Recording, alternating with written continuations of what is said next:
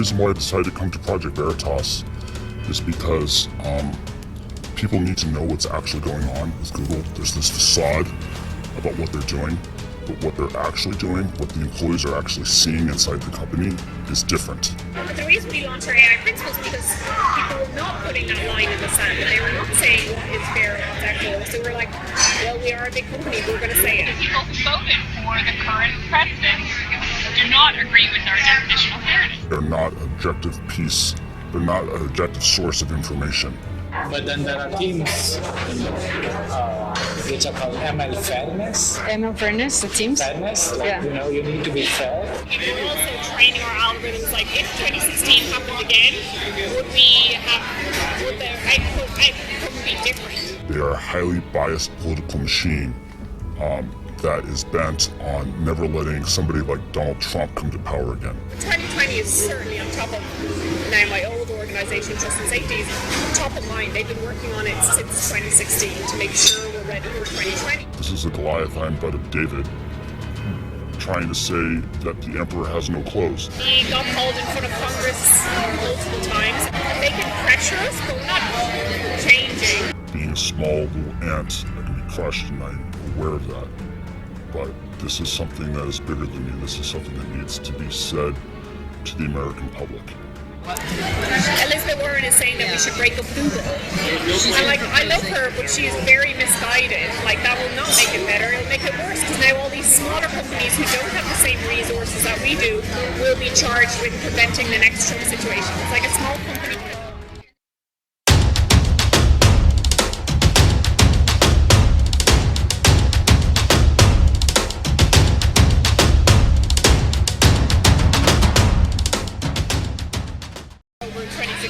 Again, it wasn't just us, it was like the people got screwed over, the news media got screwed over, everybody got screwed over, so now we're rapidly being like, what happened there? How do we prevent it from happening again? Right after Donald Trump won the election in 2016, the company did a complete 180.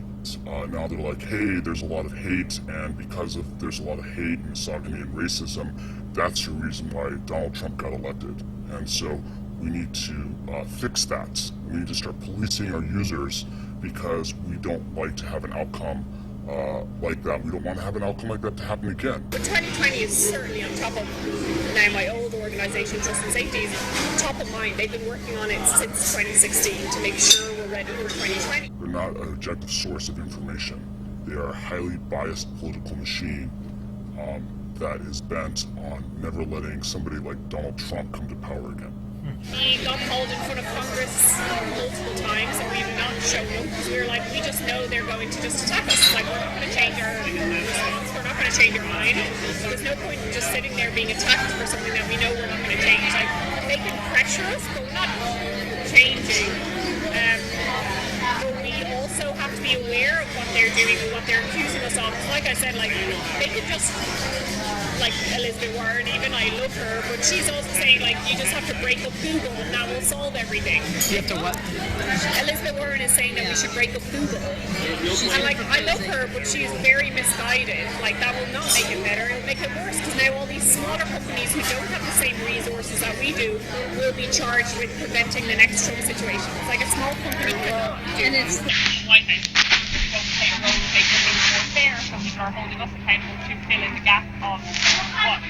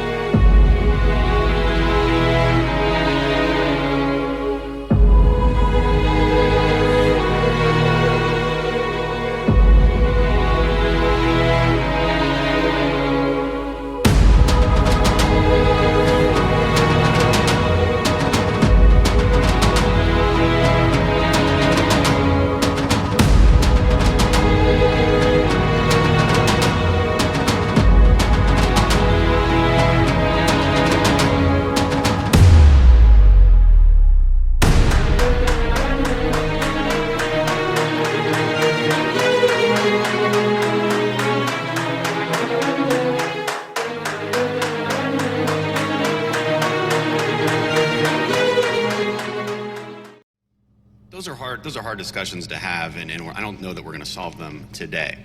But the problem is that the testimony doesn't stop there. The policies at your social media companies do not stop there. It doesn't stop at the clear-cut lines of terrorism and terrorist videos and terrorist propaganda. Unfortunately, that's not exactly what we're talking about. It goes much further than that. It goes down the slippery slope of what speech is appropriate for your platform and the vague standards that you employ in order to decide what is appropriate. And this is especially concerning given the recent news and the recent leaked emails from Google. They show that labeling mainstream conservative media as Nazis is a premise upon which you operate. It's not even a question, according to those emails. The emails say, given that Ben Shapiro, Jordan Peterson, and Dennis Prager are Nazis, given that that's a premise, what do we do about it? 2 of 3 of these people are Jewish, very religious Jews, and yet you think they're Nazis. It begs the question, what kind of education do people at Google have? So they think that religious Jews are Nazis? 3 of 3 of these people had family members killed in the Holocaust. Ben Shapiro is the #1 target of the alt-right, and yet you people operate off the premise that he's a Nazi. It's pretty disturbing. And it gets to the question, do you believe in hate speech? How do you define that? Can you give me a quick definition right now? Is it written down somewhere, Google? Can you give me a definition of hate speech? Congressman, yes. So hate speech, again, as updated in our guidelines now, extends to superiority over protected groups to justify discrimination, violence. Programming people with search results. I can't speak for the whole entire company, but I can tell you that we make sure that we put our users first in our design. These documents raise very serious questions about political bias at the company.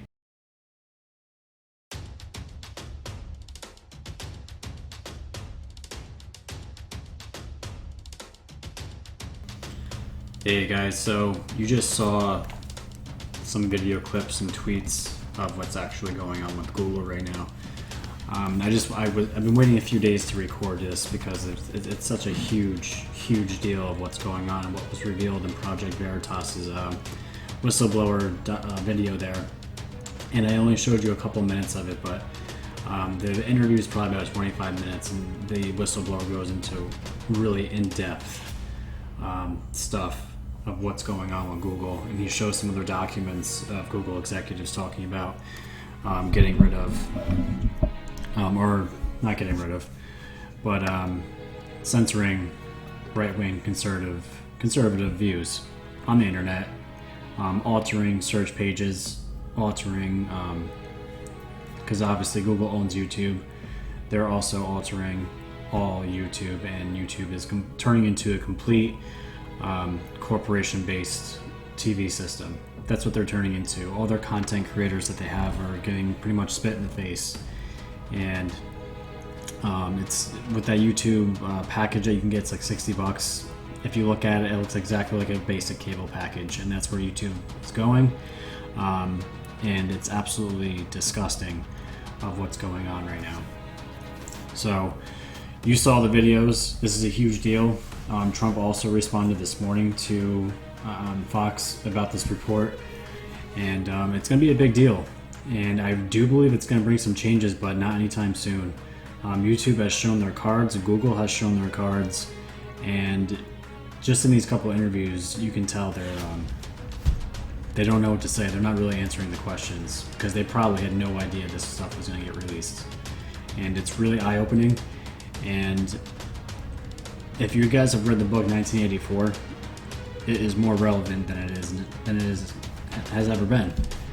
And it's a complete attack on our democracy.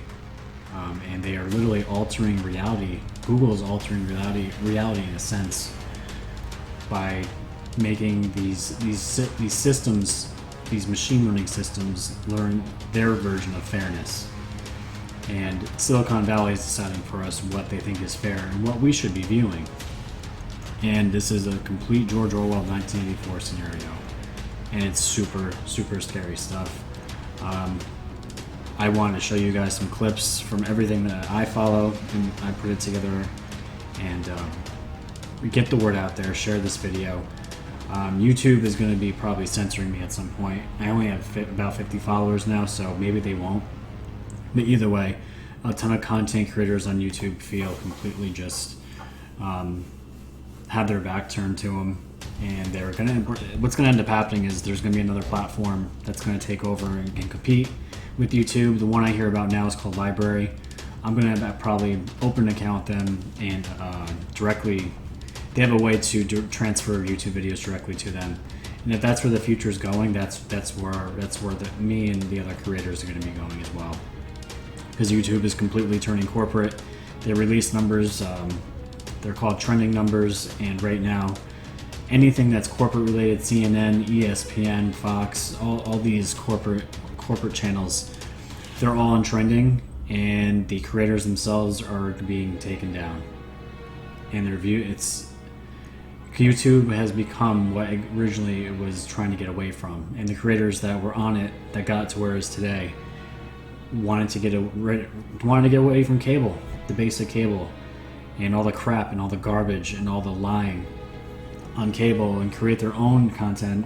And now YouTube is becoming exactly what they set out originally not to be, and it's very sad. It's extremely discouraging, and social media has shown their cards. Like I said, they don't care. You heard the Google executive pretty much say, Congress isn't going to change our views. They can put pressure on us, but we're not changing. And it's complete bullshit. It's an attack on democracy, and it's an attack on our First Amendment. And you can fucking bet that regulation's coming at some point, and it needs to happen. Because what's going on right now is insane. It's absolutely insanity. So, I hope you enjoy the video. Again, like and subscribe. And I don't know if I'll make another video this week. We'll see. This is really all I've been focusing on. There's been other stories going on, but this was the biggest drop that I saw so far this week. And none of the mainstream media has touched this, as far as Washington Post, New York Times, CNN. CNN had some terrible interview with a woman that was accusing Trump of raping her, and then she described, it was on Anderson Cooper, I think, and she described Trump, she described rape as being sexy. So this is where we're going. The mainstream media is completely ignoring this Google censorship story by Project Veritas, and media has shown their hands. They're soiled. They've been soiled for a long time.